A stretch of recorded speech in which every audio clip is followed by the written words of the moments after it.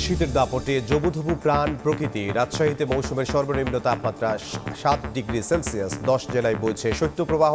চরম বিপাকে খেটে খাওয়া মানুষ। হাসপাতালে বাড়ছে ঠান্ডাজনিত রোগী। শীতের কারণে 11টা বাজিলে লোক দেখা যাচ্ছে না। ঠান্ডা খুব কঠিন অবস্থা বাবু। অফিসে যাবো, সে অফিসে যা হচ্ছে না, কষ্ট হচ্ছে। জমিতে কোনো কাজ কাম করা যাচ্ছে না, বেতনের যে কি হবে আল্লাহ জানে। খালি গাড়ি আসার লাগলো, প্যাসেঞ্জারও চড়তে চায় না ঠান্ডার জন্য। বাতাসে ভাসমান বস্তুকণা বাড়ায়, কাটছে না কুয়াশা, বাড়ছে শীতের অনুভূতি। পলিউশনের যে পার্টিকেল রয়েছে এটা অনেকটা কুয়াশার মধ্যে কাজ করে। শৈত্যপ্রবাহ থাকবে, রাতের তাপমাত্রা আর একটু কমবে। এই ঘন কুয়াশা কাটতে মোটামুটি সময় লাগবে। দেখছিলেন প্রধান শিরোনাম। দুপুরের সময় সঙ্গে আছে আমি ইমদাদুল হক। এবার অন্যান্য শীর্ষ সংবাদ।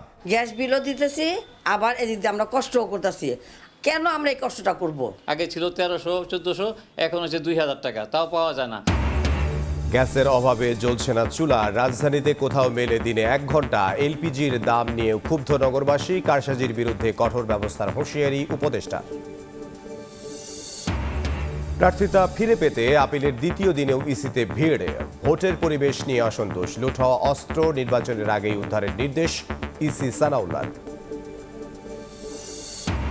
থানা থেকে লুট করা জার্মানির অত্যাধুনিক পিস্তল দিয়ে মিরপুর এলাকায় ছিনতাই ডাকাতি। র্যাবের অভিযানে উদ্ধার। চক্রের 4 সদস্য গ্রেফতার। নিউ ইয়র্কের আদালতে নিজেকে যুদ্ধবন্দী দাবি মাদুরোর। ফের শুনানি 17 মার্চ। পাল্টাপাল্টি বিক্ষোভ। ভেনেজুয়েলায় মার্কিন অভিযানের নিন্দা নিরাপত্তা পরিষদের। এবং বিশ্বকাপের ম্যাচ ভারত থেকে সরানোর দাবিতে অনড় বাংলাদেশ। আইসিসি বিসিবি অনলাইন সভার পর সিদ্ধান্ত। নিরাপত্তা বাড়িয়ে বিসিসিআই এর নতুন প্রস্তাব দেওয়ার গুঞ্জন।